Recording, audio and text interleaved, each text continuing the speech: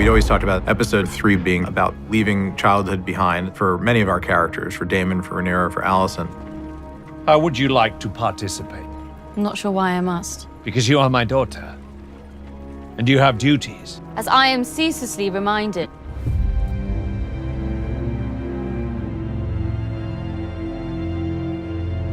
Because of the nature of this story, because it was a generational conflict that was about war, we needed that time to plant those seeds and let them grow, and the only way to do that is to let time pass.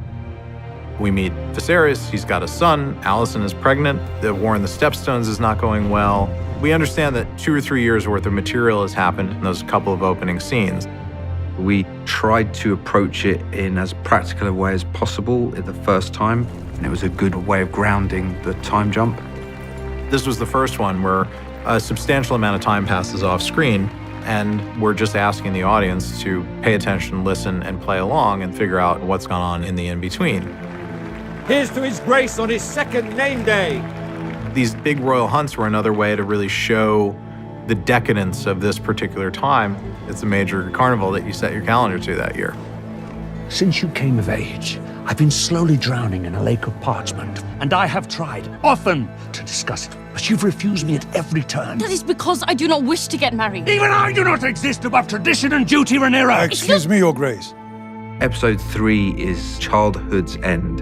Rhaenyra feels the pressure to marry. Viserys realizes that he has to find and make order in his house, particularly when it comes to his brother, Daemon, and Rhaenyra, his daughter. Rhaenyra does not want to get married. She also doesn't want to give her dad an excuse to just name Aegon the heir to the throne. She's so incredibly frustrated at being effectively a political pawn in her father's game that she needs to express it in some way, shape, or form. Rhaenyra is very rebellious, angry, and she's hurting more than she lets on. Rhaenyra has got to her wit's end and decides to take it in her own hands and run off. And obviously Sir Criston, as her sworn protector, has to go wherever she goes. Criston Cole, who we set up a little bit in episode 2, but now we understand that in 3 years of being her sworn protector, Cole and she have developed a close relationship.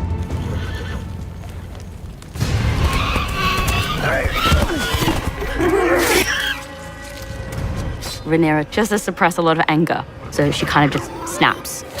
There's a real catharsis to her killing the boar. You know, how Rhaenyra is treated and boxed out of a man's world. The boar attack is the boiling over of Rhaenyra's frustration in the episode, and she takes out all of her aggressions about everything on the boar, but the whole camp gets pulled pork sandwiches after that. So at least it wasn't all loss.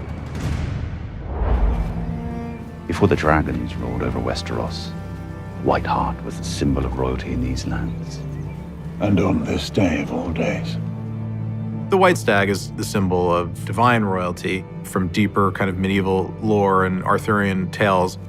When the White Hart is sighted, it's such a rare sighting, and it's considered an incredible omen on Aegon's name day. It sets off a doubt in Viserys' mind that has been apparent for quite some time, which is, did I do the right thing in naming Rhaenyra heir? And that's really what plagues him throughout the episode.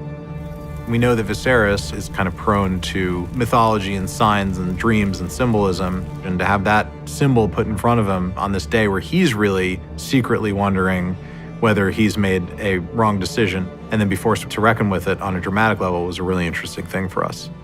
So then when it turns out that it's not a white stag, but it's a brown one, his relief is palpable, but also in a funny way, there's disappointment that sometimes these things aren't meant to be. Yeah! We are faltering, and the Triarchy knows it. If King's Landing will not support Daemon, why should any of us? Blood or no, Vaemond, I will not have you stoke mutiny. It's 3 years later, and we see that this war is not going well. The men are fatigued, people are leaving, Daemon's leadership is causing a lot of dissension. When we meet them in episode 3, the war is not going according to plan, and we not seem to be getting anywhere. Daemon reaches a point where he cannot afford to fail anymore, and now he has to prove himself. Daemon goes to war for his own motives, essentially, because I think he wants to, and regardless of the consequences, because it gets his brother's attention. We wanted to show Daemon's fighting style and his dynamism and his ability to move and think on the run. He fights in a sort of Daemon-esque spirit, which is, so I don't care if I die, really. But we also wanted to be messy and have Daemon fail and mess up. I was always very keen on the idea that you had to see him lose, and in doing that, winning on some level. Really, all of it is a suicide run. And it's kind of astonishing because at every point Daemon should die.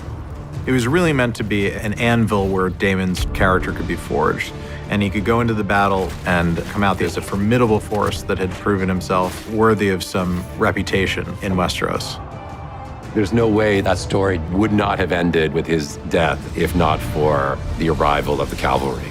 And that's the thing I like about it, is that he came there to die, and he really meets death in the face and is reborn.